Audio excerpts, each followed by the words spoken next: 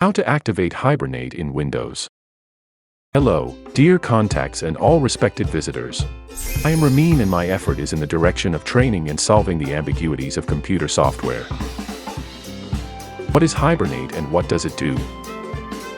Often, when we are working on one or more projects, there may be a lot of software running on the computer. Meanwhile, if there is a need to turn off the computer, we will exit all running software. This is not our desire. Hibernate provides this possibility. Until we turn off the computer, all running software will be kept in the memory in the same way. As a result, when we turn on the computer again, all the software will run again exactly as they were before turning it off.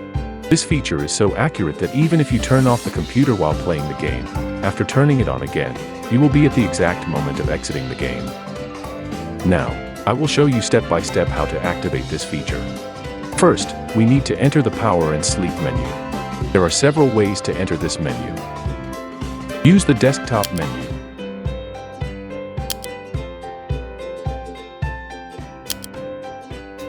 Use the Start menu.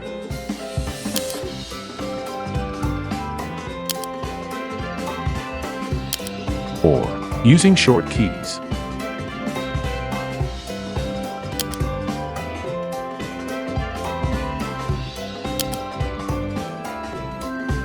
Here we can set how long the screen will turn off if left unused. Of course, the computer remains on.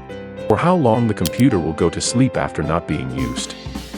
This mode is also similar to Hibernate, but in this mode, some hardware parts remain active. In this section, we can determine that Windows is in a balanced state between energy consumption and performance or high performance mode and, of course, high consumption or power saving mode.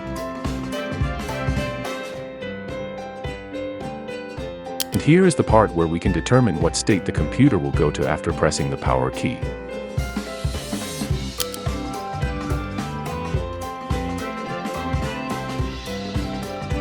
That we will choose Hibernate mode.